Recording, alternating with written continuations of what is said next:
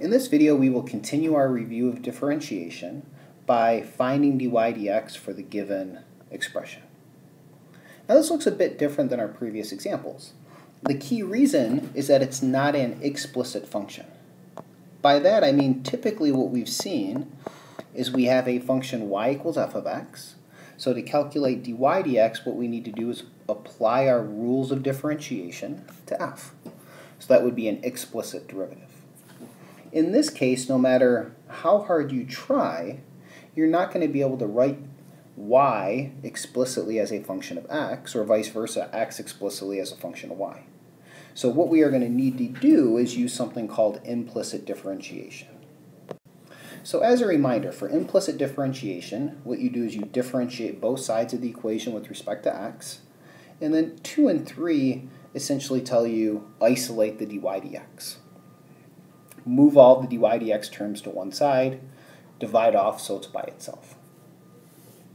So as a reminder, so for an explicit derivative, if you're evaluating something like, say, the derivative of x squared with respect to x, this is explicit because we're thinking x and x are the same variable. So 2x by the power rule. Now, in comparison, if it was the derivative of y squared with respect to x, now the variables do not agree, y with respect to x, so what we are going to need to do is an implicit derivative. An implicit derivative requires us to differentiate exactly how we would like to 2y, and because it's implicit, we multiply by dy dx. And you can just remember that. Differentiate the y squared exactly how you'd like to 2y, multiply by dy dx. That dy dx really is coming from using the chain rule. So similarly, if it's simply just a y, you differentiate that y exactly how you'd like to, 1, but it's implicit, so the derivative of y with respect to x is dy dx, as you would expect. And one last kind of introductory example is if you have the derivative of x times y, what you're going to have to do is use the product rule, because you have one function x times another function y. So the product rule tells us we take the derivative of the first times the second plus the first times the derivative of the second. But when we differentiate y with respect to x, that is an implicit derivative, so we just said that is dy dx. So let's apply this to the given example. So the first thing we need to do is differentiate both sides with respect to x.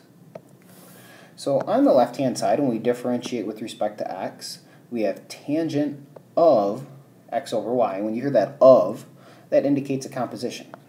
So we take the derivative of the outside function, secant squared, evaluate it at the inside function, and then we multiply by its derivative. On the right, we think of just distributing that derivative through.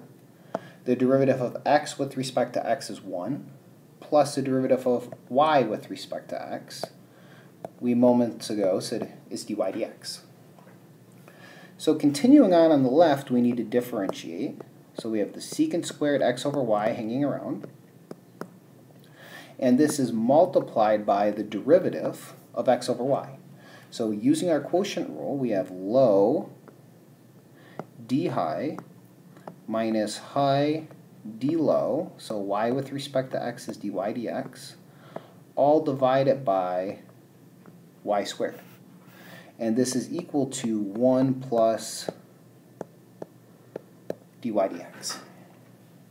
And at this point, I think the simplest thing to do is to note that we could maybe take this y squared, which is in the bottom on the left, and multiply it over to the right.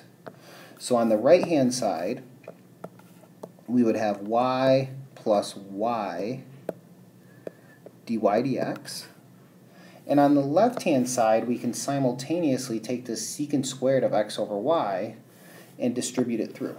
So we can think of this as being y secant squared x over y minus x secant squared x over y times dy dx.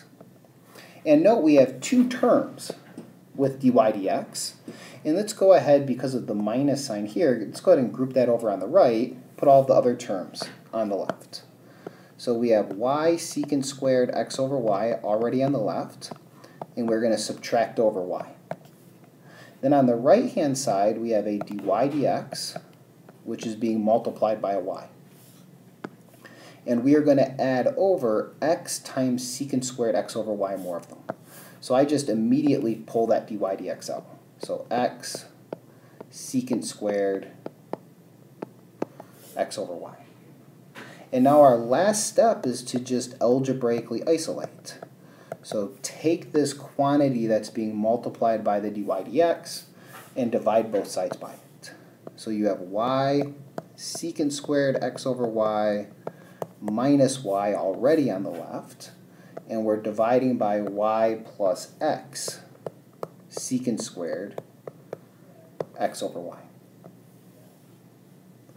So in terms of implicit differentiation, we use that when we cannot explicitly write y as a function of x or x as a function of y.